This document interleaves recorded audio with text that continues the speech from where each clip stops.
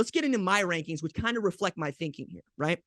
So in my rankings, I still have Ohio State as the number one team. This is the third consecutive week that I have done this because they have an offense to marry with a defense that I think can win a national championship, and they've shown that. Now, the one blemish for Ohio State this season is the combined record of the teams they have played is a losing one, but that ain't their fault. What I've seen from them is a team that can drop 50 on you anytime they want to, and a defense that for the first time since 2019 can stop people. They have not given up more than 21 points in a game this season. I don't care if your schedule is not that tough. It's really difficult to hold people to 21 or fewer in modern college football while your offense continues to put up a lot of points. And they did that against Iowa. Now, the thing to take away from this is not just that Ohio State put up 54 on Iowa. It's that they doubled up the amount of points that Michigan put up on Iowa, and they scored the most points against a Kirk Ferentz team ever. And Kirk Ferentz has been the head coach at Iowa since 1999. Tanner McAllister also became the first Ohio State defender to have 2 interceptions in a game since 2009. They're getting outstanding play from players that they developed, like Tommy Eichenberg, right, who had a pick 6 and has been their best linebacker all year, an argument for the best defender on that team this year. And then offensively, you know what it is. CJ Stroud is performing like a Heisman winner. I expect him to be the dude holding up the stiff arm trophy at the end of this. He's also got a Blitnikoff Award finalist, if not a winner, in a Marvin Harrison Jr., who looks like David Boston to me, but apparently runs routes like his father, Marvin Harrison Sr., who was slight and small, but also I got to stand next to one Marvin Harrison Jr. And we keep saying people are big. Now, as a short man, I don't think of tall people as being big. I think of people with big chests, big shoulders, strong backs as being big. That dude is tall and long. His arms come down to his knees. Like there's a catch radius there that I can't overthrow. And it's really cool to see CJ Stroud take advantage of that. On the other side, you got Emeka Egbuka, who's coming to his own. Julian Fleming also coming to his own. And you'll get Jackson Smith and Jigba back at full strength at some point in the season. This is why I believe Ohio State is the number one team in the country. They travel to Happy Valley to play a top 25 ranked Penn State team whose only loss was a beatdown at the Big House against Michigan. Now, they performed well against Minnesota, but Minnesota's doing this without Tanner Morgan.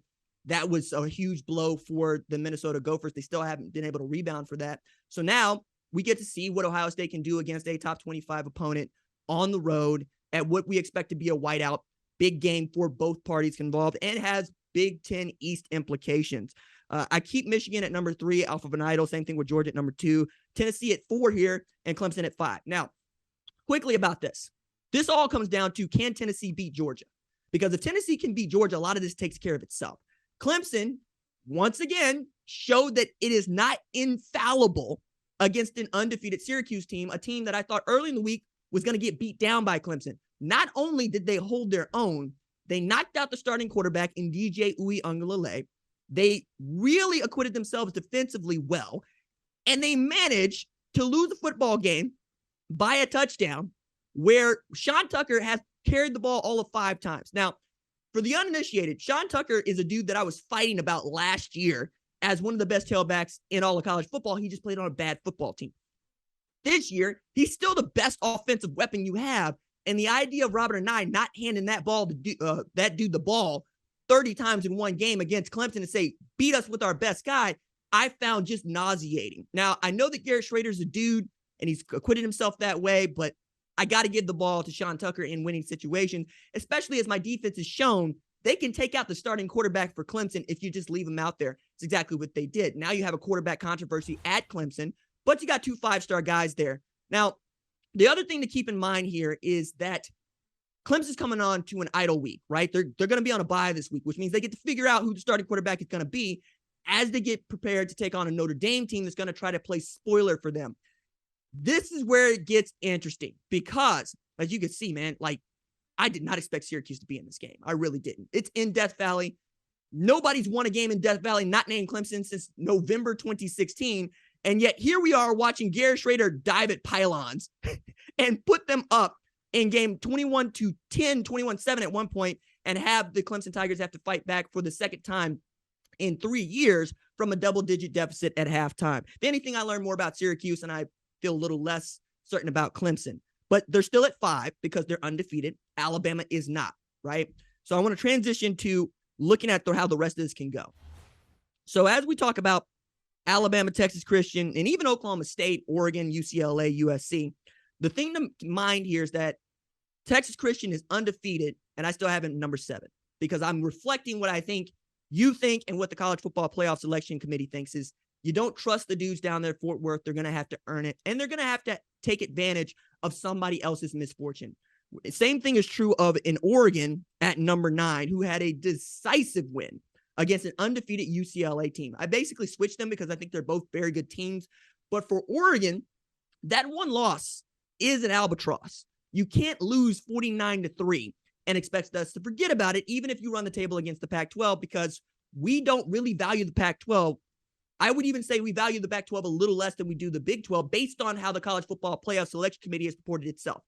The Pac-12 has not had an entrant into the college football playoff since 2017.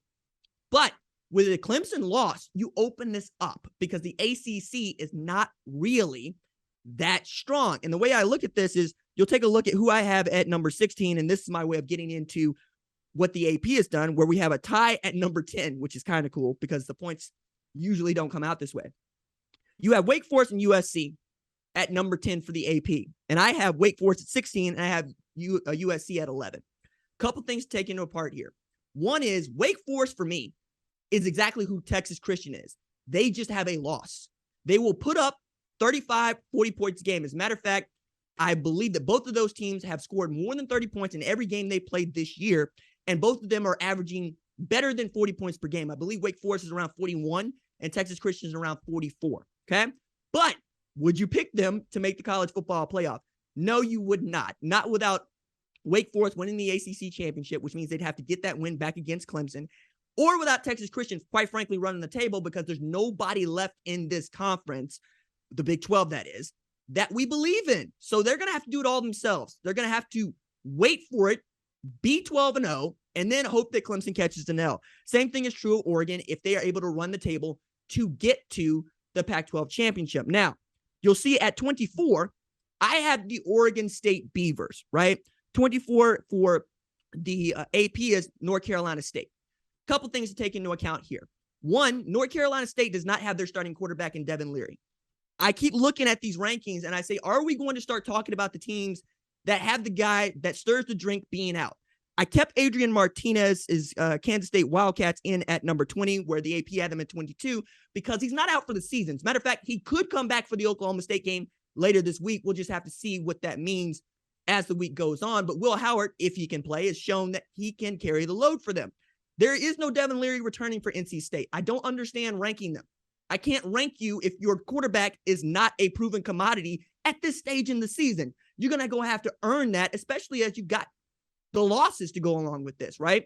There's no difference for me between North Carolina State and South Carolina at this point. And I'm barely in on South Carolina because they were able to beat an A&M team that's not very good. And I just looked at Liberty, who's 7-1 and whose only loss is to Wake Forest by 1 point. All right. It's not like we're doing rocket science here. We know who's good and who's not now. It's just who's paying attention. Back to number 24 to Oregon State. Oregon State has 3 games on its schedule that I think it can win in the next 3 weeks. And then they have the state championship game against the Oregon Ducks, which means the Oregon Ducks would probably have to beat a ranked Oregon State who's at basically 9 wins if they are able to continue to win those next 3 games, right? So now all of a sudden you have the Pac-12 playing itself in, and then you have what I expect to be a very big deal in USC still having to run the table after their loss to Utah. And we're also going to get to see what Utah has to say about this, because if Oregon stumbles like they have been known to, right? Or if we figure out that perhaps UCLA is good and they beat USC, there's a lot of moving and shaking in the Pac-12. It's a very fun question that Matt Leinert's asking here. Who's going to win the Pac-12? I couldn't tell you right now, but what I can tell you is the winner of that championship is not going to make the playoff. And that sucks because, they wouldn't make the playoff if Clemson goes undefeated. And that sucks because they removed divisions to get by this. But the Pac-12 has kind of made a silent pact that they just don't want to make it into the college football playoff because they keep cannibalizing themselves. And then this year they did it before the end of October. So all I could do was giggle and laugh about that because I kind of want to cry for it because I think Oregon, had they played closely against Georgia, might get the benefit of the doubt and also could run the table undefeated in league play, still have that one loss people point at, and that keeps them out, especially if Tennessee beats Georgia. Tennessee beats Georgia, there goes Oregon. That doesn't matter anymore. You need Georgia to beat Tennessee. You need Clemson to take an L if you're a Pac-12 fan, right? Same thing with Texas Christian in the Big 12. The only teams right now that are assured a spot in the college football playoff, or I should say conferences, are the SEC and the Big 10. Everything else is up for grabs. While I am a college football connoisseur and I love this, I can see why this might drive you nutty and the 12-team playoff can't come fast enough. Thank you for watching the #1 college football show. Please remember to subscribe to the channel and like this video so that you don't miss any of the best college football coverage in America.